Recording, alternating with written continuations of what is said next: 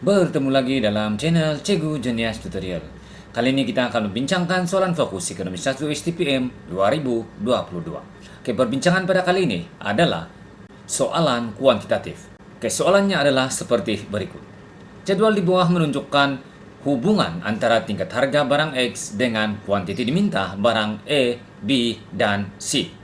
Kemudian diberikan jadwal, oke, lihat jadwal berikut, dan di bawah jadwal terdapat soalan, yaitu E1. Hitungkan keanjalan permintaan silang antara barang X dengan barang E, B, dan C apabila harga meningkat. 2. Nyatakan hubungan antara barang X dengan barang E, B, dan C. Jelaskan. Sebelum kita membincangkan contoh jawaban, maka beberapa perkara perlu difahami. Oke, perkara yang pertama adalah kehendak soalan. Soalan ini mengkehendaki pelajar ataupun calon-calon untuk menghitung keanjalan permintaan silang bagi barang E, B, dan C. Oleh itu, perlu berhati-hati di sini untuk mengelakkan kesilapan karena terdapat kelemahan ataupun kesilapan yang dilakukan oleh pelajar, yaitu menghitung satu kali untuk E, B, dan C. Oke. Pelajar sepatutnya ataupun seharusnya menghitung antara barang X dengan barang E, kemudian barang X dengan barang B, dan kemudian barang X dengan barang C. Kemudian, setelah dihitung, pelajar perlu menyatakan hubungan antara barang X dengan barang E, barang X dengan barang B, dan barang X dengan barang C. Dan seterusnya, perlu memberi penjelasan terhadap jawaban tersebut. Oke, perkara seterusnya adalah kita harus memahami apa itu keanjalan permintaan silang. Oke, sebelum kita membincangkan contoh jawaban terhadap pengiraan tersebut, maka kita akan lihat dahulu apa itu keanjalan permintaan silang. Oke, keanjalan permintaan silang merupakan ukuran derajat tindak balas, peratus perubahan kuantiti diminta sesuatu barang, kesan perubahan harga barang lain. Ini bermakna keanjalan permintaan silang adalah untuk melihat hubungan di antara suatu barang dengan barang lain. Dan sekarang kita akan lihat dahulu rumus kepada keanjalan permintaan silang, yaitu peratus perubahan kuantiti diminta barang X dibahagi dengan peratus perubahan harga barang Y.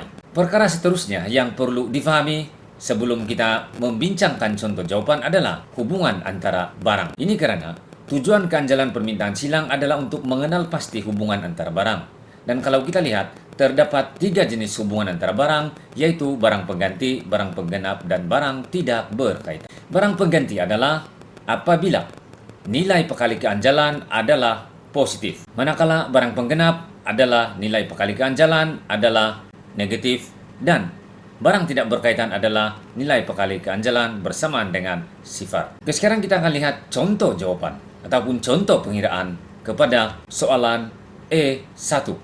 Kita akan lihat dahulu contoh jawaban bagi barang E. Oke, kita lihat di sini rumus keanjalan permintaan silang. Rumus utama bagi keanjalan permintaan silang adalah peratus perubahan kuantiti diminta barang X dibahagi dengan peratus perubahan harga barang Y. Sekarang kita akan lihat contoh jawaban. Oke, lihat jadwal dalam soalan di sebelah kiri. Maka kita akan lihat dahulu harga barang X, yaitu RM2 dan RM4. Kemudian kuantiti barang E, yaitu 20 dan 30. Oke, sekarang kita lihat rumus isi sama dengan Q1E tolak Q0E dibahagi P1X tolak P0X darab P0X bahagi Q0E. Maka kalau kita lihat, oke, sebelum kita melihat kepada pengiraan seterusnya, kita akan lihat dahulu jadwal. Kita akan tentukan dahulu mana satu adalah harga asal dan mana satu adalah harga baru. Oke, lihat di sebelah kiri. Kemudian mana satu adalah kuantiti asal dan mana satu adalah kuantiti baru. Oke, lihat di sebelah kiri. Oke, untuk mudahnya cikgu tulis P0X dan P1X, kemudian Q0E dan Q1E. Oke, sekarang kita akan masukkan dalam pengiraan.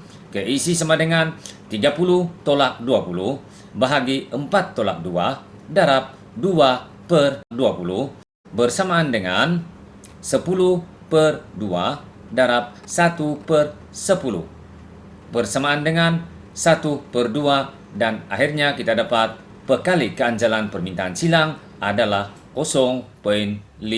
Sekarang kita lihat pula bagi barang B, yaitu hubungan antara barang X dengan barang B. Oke, rumusnya adalah sama seperti yang digunakan dalam barang E. Oke, ini adalah rumusnya. Maka sebelum kita menunjukkan contoh pengiraan, maka kita akan lihat dahulu jadwal di sebelah kiri. Oke, jadi tentukan dahulu harga asal, harga baru, kemudian tentukan kuantiti asal, kuantiti baru. Oke, cikgu ada tulis di sini supaya kita mudah untuk buat pengiraan. Oke, sekarang kita akan teruskan pengiraan. Maka pengiraannya adalah isi sama dengan 20 tolak 25 bahagi 4 tolak 2 darab 2 per 25. Bersamaan negatif 5 per 2 darab 2 per 25. Sama dengan negatif 1 per 5. Dan akhirnya kita dapati keanjalan permintaan silang adalah negatif 0,2. Oke, sekarang kita akan buat pengiraan untuk barang C. Oke, lihat di sini. Rumus sama seperti dalam pengiraan sebelumnya. Oke, cuma kita akan tentukan dahulu mana kuantiti asal, mana kuantiti baru. Lihat barang C. Oke, juga ada tulis di sini kuantiti asal, kuantiti baru. Q0C dan Q1C.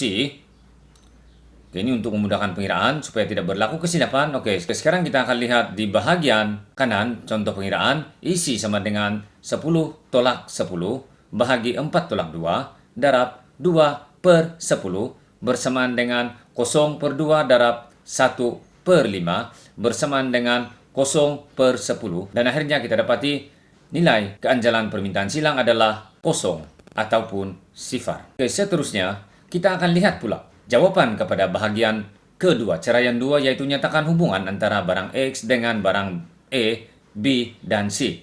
Jelaskan. Oke, lihat di sini contoh jawaban. Maka, pelajar perlu menyatakan hubungan ataupun jenis barang bagi setiap barangan E, B, dan C. Oke, lihat contoh jawaban. Hubungan barang X dengan barang E sama dengan barang pengganti. Sebab nilai pekali keanjalan adalah positif 0,5, yaitu apabila harga barang X meningkat, kuantiti diminta barang E juga meningkat. Barang B sama dengan barang penggenap, sebab nilai pekali keanjalan adalah negatif 0,2. Apabila harga barang X meningkat, kuantiti diminta barang B menurun. Barang C, barang tidak berkaitan, sebab nilai pekali keanjalan adalah sifar. Apabila harga barang X meningkat, kuantiti diminta barang C adalah tetap. Kita sudah membincangkan bagaimana menghitung keanjalan permintaan silang dan seterusnya menentukan hubungan bagi setiap jenis barangan. Oke, sekian pertemuan pada kali ini dan kita akan bertemu lagi pada tutorial yang akan datang untuk membincangkan contoh-contoh soalan kuantitatif yang lain. Sekian dan terima kasih.